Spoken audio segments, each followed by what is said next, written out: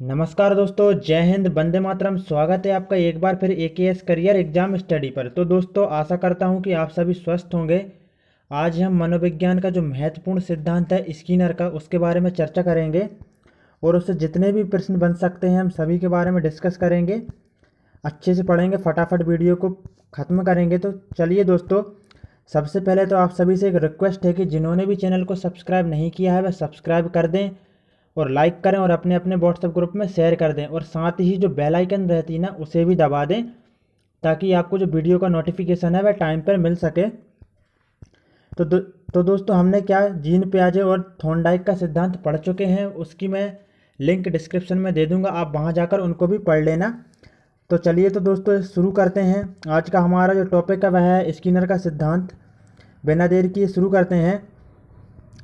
आज हम पढ़ेंगे स्किनर का सिद्धांत। तो स्किनर के सिद्धांत का क्या नाम है?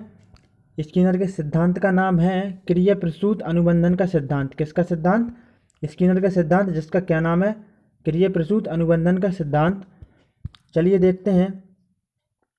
सीखने के क्रिया प्रसूत अनुबंधन सिद्धांत के प्रवर्तक हार्वर्ड विश्वविद्यालय से संबंधित प्रसिद्ध अमेरिकी मनोवैज्ञानिक ब्यूरस फ्रेडरिक स्किनर हैं। तो दोस्तों, यहाँ से 2 या 3 प्रश्न निकलकर सामने आते हैं। देखेंगे क्या लिखा है।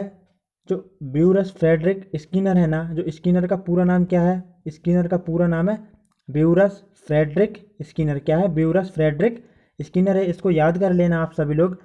अब बात आती है, तो जो स्किनर थे वह कहाँ के, मतलब कौन से विश्वविद्यालय के थे? तो वह थे अमेरिका के हार्वर्ड विश्वविद्यालय के।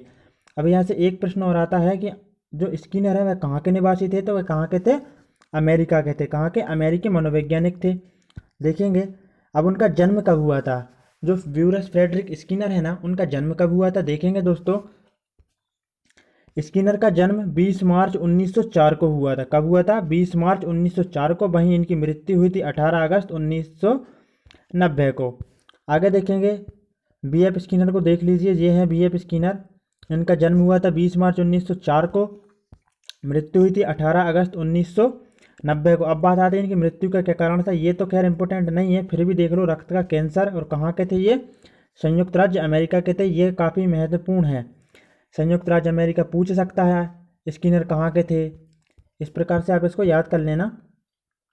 मैंने फिर लिख भी दिया है, निवासी। अब दोस्तों क्या है, स्किनर जी ने प्रयोग किया था। उन्होंने कौन सा सिद्धांत दिया था? सीखने का सिद्धांत दिया था। तो उन्होंने कौन सा दिया था? क्रिया प्रसूत अनुबंधन का। तो दोस्तों क्या है, जो स्किनर है ना, उन्होंने चूहे पर प्रयोग किया था और कबूतर पर भी किया था, लेकिन जो मैन है ना वह चूहे पर ही है। तो अब बात आ जाती है, उन्होंने चूहे पर प्रयोग कब किया था? तो उन्होंने 1938 में किया था। कब किया था? 1938 में किया था। और कबूतर पर 1943 में किया था। इसको आप अच्छे से याद रख लेना कि जो स्किनर थे ना, उन्होंने किस चीज़ पर प्रयोग किया था? चूहे पर प्रयोग किया था। कब किया था? सन 1938 में किया था। कब किया था? सन 1938 में किया था। और जो कबूतर थे उस पर कब किया था? सन 1943 में किया था। तो आगे देखेंगे दोस्तों, इनका पूरा नाम क्या है? इनका पूरा नाम है ब्यूरस फ्रेडरिक स्किनर। ब्यूरस फ्रेडरिक स्किनर है। कहाँ के हैं? अमेरिका के हैं। सीखने के सिद्धांत दिए। अब एक बात इंपॉर्टेंट निकल कर आती है, जो ब्यूरस फ्रेडरिक स्किनर है ना, उनका जो सिद्धांत है ना, वह सिद्धांत थॉर्नडाइक के प्रभाव के नियम पर आधारित है। किस नियम पर आधारित है? प्रभाव के नियम पर आधारित है। प्रभाव का नियम किसने दिया है? थॉर्नडाइक ने दिया है। हमने जो लास्ट वीडियो देखी थी ना, वह थॉर्नडाइक का नियम देखा था। वहां पर हमने थॉर्नडाइक के नियम भी देखे थे। जिन्होंने भी नहीं देखी है, मैं डिस्क्रिप्शन में उसका लिंक दे दूंगा, आप जाकर देख लेना। आगे देखेंगे। अब क्या है दोस्तों, अब जो स्किनर का सिद्धांत ही हो, या पियाजे का हो, या थॉर्नडाइक का हो, या पावलोव का हो, जो कि हम आगे पढ़ेंगे, उस एक सिद्धांत के अनेकों नाम होते हैं। तो इस सिद्धांत के भी अनेकों नाम है, हम देखेंगे। जो क्रिया प्रसूत अनुबंधन का सिद्धांत है ना, उसका नाम क्या है? मेन नाम है क्रिया प्रसूत अनुबंधन का सिद्धांत। अब उसको क्या कहा जाता है? उसको साधनात्मक अनुबंधन का सिद्धांत भी कहा जाता है। क्या कहा जाता है? साधनात्मक अनुबंधन का सिद्धांत भी कहा जाता है दोस्तों। उसको उत्सर्जित अनुबंधन का सिद्धांत भी कहा जाता है। इसको लिख लेना, अपनी कॉपी में नोट कर लेना। एक बार वीडियो देखने से कुछ नहीं होगा, कम से कम 2-3 बार पढ़ना पड़ेगा।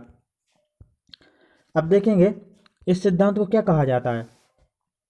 इस सिद्धांत को RS सिद्धांत भी कहा जाता है। क्या कहा जाता है? RS सिद्धांत भी कहा जाता है। यदि हम बात करें SR थ्योरी किसने दी, तो दोस्तों हम लास्ट वीडियो में पढ़ चुके हैं। SR जो थ्योरी है ना, वह किसने दी? वह हमारे एडवर्ड ली थॉर्नडाइक ने दी। लेकिन यदि इसी का अपन उल्टा कर दें, ये लिखा है, क्या लिखा है, आर और एस, क्या लिखा है, आर एस कर दें, तो ये किसने दी है, ये हमारे दिए बरहस फ्रीडरिक मतलब स्किनर जी ने दी है। आगे देखेंगे और क्या नाम है, सक्रिय अनुबंधन का सिद्धांत। जो स्किनर का क्रिया प्रसूत अनुबंधन का सिद्धांत है ना दोस्तों, उसको सक्रिय अनुबंधन का सिद्धांत भी कहा जाता है। क्या कहा जाता है, सक्रिय अनुबंधन का सिद्धांत भी कहा जाता है। वहीं बात करें अगला नाम, तो नैमित्तिक अनुबंधन का सिद्धांत भी कहा जाता है। इनको आप अच्छे से एकदम देख लेना, पढ़ लेना, क्योंकि दोस्तों क्या है कि जरूरी नहीं है कि वह क्रिया प्रसूत अनुबंधन ही दे, कहीं वह नैमित्तिक अनुबंधन का सिद्धांत भी दे सकता है, सक्रिय अनुबंधन का सिद्धांत भी दे सकता है, आरएस का सिद्धांत भी दे सकता है। इसलिए आप इनको नोट कर लेना और एक दो बार पढ़ लेना। अब इसको कार्यात्मक अनुबंधन का सिद्धांत भी कहा जाता है। क्या कहा जाता है, कार्यात्मक अनुबंधन का सिद्धांत भी कहा जाता है। इसको कार्यात्मक प्रतिबद्धता का सिद्धांत भी कहा जाता है। कार्यात्मक अनुबंधन का सिद्धांत और कार्यात्मक प्रतिबद्धता का सिद्धांत भी कहा जाता है। हमने 8 महत्वपूर्ण नाम देख लिए हैं क्रिया प्रसूत अनुबंधन का सिद्धांत, जो कि किसने दिया है, अमेरिकी मनोवैज्ञानिक बरस फ्रेडरिक स्किनर ने दिया है। अब आगे देखेंगे, कुछ लाइनें लिखी हैं। अब देखेंगे, स्किनर ने एकचिक अनुक्रिया के घटित होने का अध्ययन किया जो प्राणी द्वारा अपने पर्यावरण में सक्रिय होने पर होती है। दोस्तों इसके बारे में आपको आगे बताऊंगा, चलिए यहीं पे बता देता हूँ। स्किनर ने क्या किया था, एक चूहा था और चूहे को एक बॉक्स में बंद कर दिया था और उसमें एक लीवर लगा दिया था। तो यदि उस लीवर को दबाया जाए तो वह खुल जाएगा, उस बॉक्स खुल जाएगा और घंटी बजेगी और भोजन का टुकड़ा एक तस्करी में आके गिरेगा, तो चूहा उस भोजन को क्या करेगा, खा लेगा।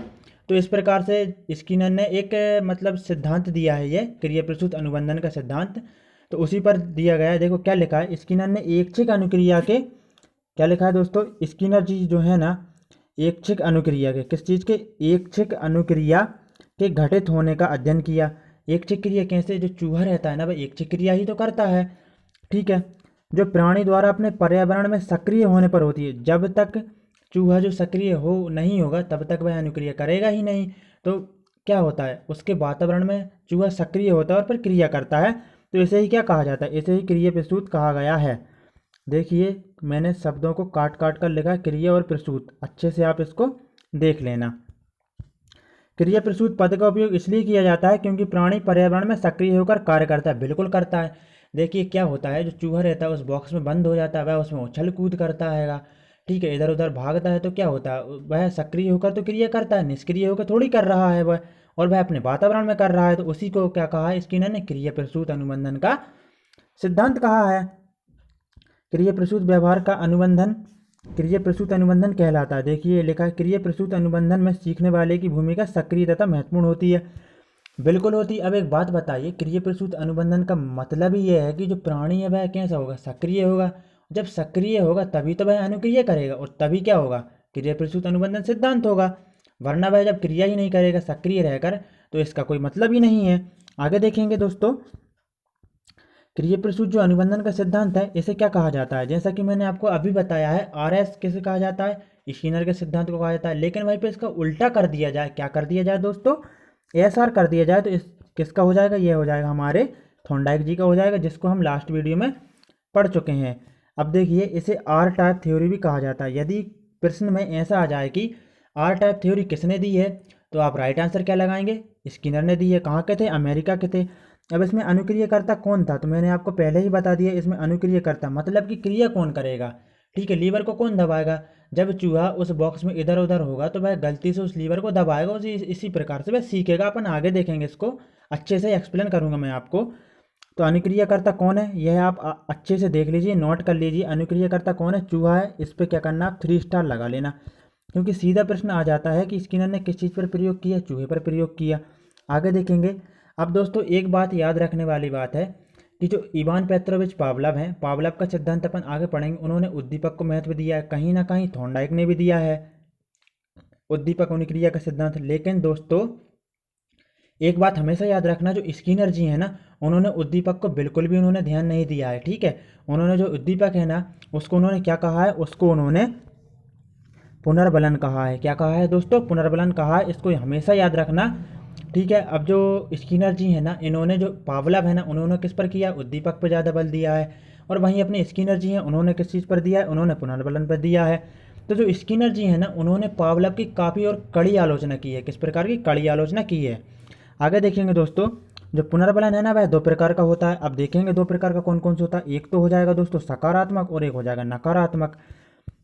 जो सकारात्मक रहता है ना उसके बारे में जानेंगे। जब प्राणी को यदि सकारात्मक पुनर्बलन दिया जाता है तो प्राणी क्रिया को दोहराता है। एक बात बताना मुझे, आपको मैं बहुत अच्छा उदाहरण देता हूँ। मान लीजिए एक बच्चा है और वह कोई अच्छा व्यवहार करता है तो आप क्या करते हैं, उसकी प्रशंसा करते हैं। तो दोस्तों क्या होगा, यह एक सकारात्मक पुनर्बलन हो जाएगा। फिर क्या होगा, बच्चा उससे पुनर्बलित होकर उसी व्यवहार को बार बार दोहराएगा। जिससे क्या हो, आप उसको पुनर्बलन दें, आप उसकी प्रशंसा करें। इसे क्या कहेंगे, इसे अपन क्या कहेंगे, सकारात्मक पुनर्बलन कहेंगे। तो क्या होगा, जब अपन उसे सकारात्मक पुनर्बलन देंगे तो वह उस क्रिया को बार बार दोहराएगा।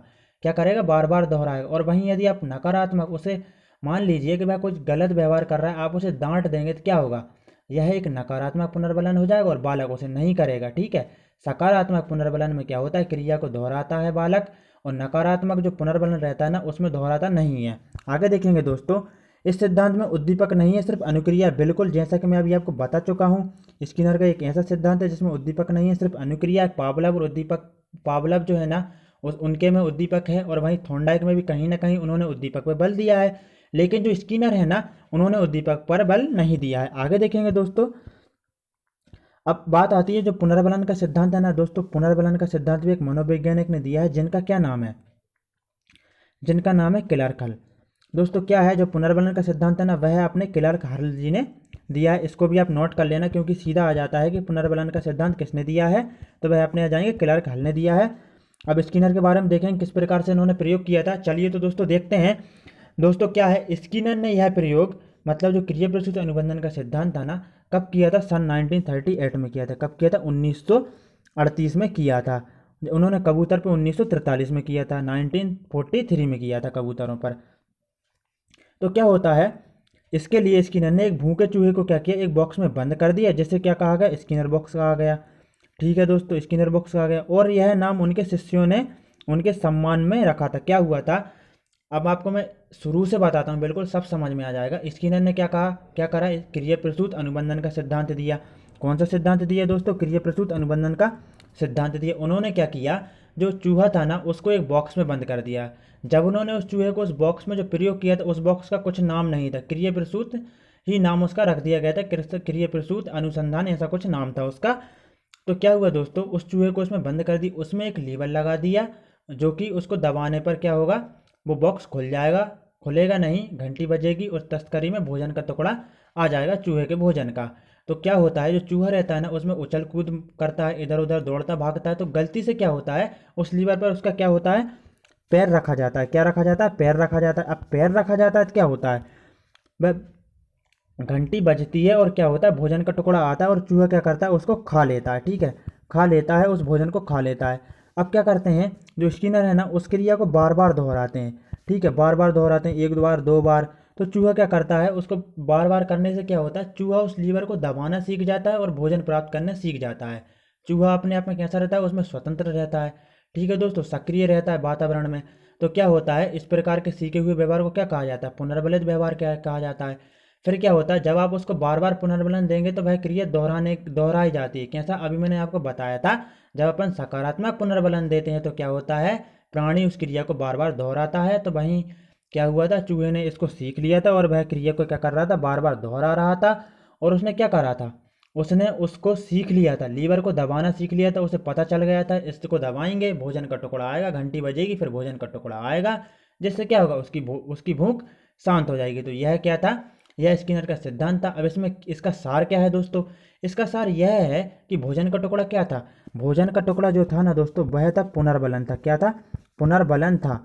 तो इससे क्या होता है, जब किसी को भी, कोई भी प्राणी हो, तो चूहे को जब पुनर्बलन मिल रहा था तो वह उस क्रिया को क्या कर रहा था, बार बार कर रहा था। बस दोस्तों इसी के, यही है, बस यही पूरा सिद्धांत है, यही उसका सार है। क्या होता है, जब कोई बच्चा व्यवहार करता है, मान लीजिए कोई अच्छा व्यवहार कर रहा है, हम उसकी प्रशंसा करते हैं, उसे पुनर्बलन देते हैं, वह उस व्यवहार को दोहराता है। जब गलत व्यवहार करते हैं तो हम नकारात्मक पुनर्बलन देकर उस क्रिया को बार बार नहीं करने देते हैं, उसको वहीं समाप्त करने का प्रयास करते हैं। तो यही स्किनर का सिद्धांत है। इसको एक बार और पढ़ेंगे, मैं एक बार और समझाऊंगा आपको, इसका शैक्षिक महत्व भी देखेंगे। दोस्तों क्या होता है, स्किनर ने चूहे को एक प्रकार का व्यवहार सिखाने के लिए उनकी अनुक्रिया के बाद उन्हें एक विशेष पुनर्बलन दिया और निश्चित व्यवहार सिखाया। बिल्कुल सिखाया दोस्तों। क्या हुआ, चूहे को एक विशेष प्रकार का व्यवहार सिखाया जा रहा था। ठीक है दोस्तों, तो क्या हुआ, उसे मतलब उसने क्या किया, अनुक्रिया की। अनुक्रिया कैसे की, उसने लीवर को दबाया। ठीक है, फिर उसके बाद क्या हुआ, उसको पुनर्बलन मिला। पुनर्बलन क्या मिला, भोजन का टुकड़ा मिला। हमेशा याद रखना दोस्तों, जो स्किनर का सिद्धांत है ना, उसमें पुनर्बलन क्या है, भोजन का टुकड़ा है। उन्होंने पुनर्बलन पर महत्व दिया है। तो वहीं क्या होता है, चूहा अनुक्रिया करता है, लीवर को दबाता है, घंटी बजती है, भोजन प्राप्त होता है, उससे चूहे की भूख मिटती है, उसको क्या होता है, पुनर्बलन मिलता है। जब उसको वह पुनर्बलन मतलब भोजन का टुकड़ा जो रहता है बार बार मिलता है, तो क्या होता है, वह उस क्रिया को क्या करता है, बार बार करता है। कैसे करता है, बार बार करता है। इसी के माध्यम से बच्चे सीखते हैं। जब वह अच्छा करते हैं, अच्छा सीखते हैं, पढ़ते हैं, हम उनकी प्रशंसा करते हैं, बालक क्या होते हैं, और ज़्यादा मोटिवेट होते हैं, उस क्रिया को और करते हैं। ठीक है, तो यही स्किनर का सिद्धांत है। स्किनर ने एक चूहे को बॉक्स में बंद कर दिया था। ठीक है, और स्किनर ने क्या करा था, अब पूरा का पूरा आप पढ़ लेते हैं एक बार में, आपको समझ में एक बार फिर आ जाएगा। स्किनर ने एक चूहे को बॉक्स में बंद कर दिया और फिर चूहा उस बॉक्स में उछल कूद करने लगा, बिल्कुल करने लगा। एक बार उसका पैर क्या हुआ, लीवर पर पड़ता और घंटी बजी, और फिर क्या हुआ, भोजन का टुकड़ा आया और उसने क्या कहा, उसने कहा मतलब उसने क्या कहा, खा लिया है। इधर खा लिया कर लेना आप, खा लिया। इसी प्रकार से बार बार करने पर चूहा लीवर दबाकर भोजन प्राप्त करना सीख जाता है। क्या हो जाता है दोस्तों, सीख जाता है। इसको क्या कहा जाता है, अधिगम भी कहा जाता है।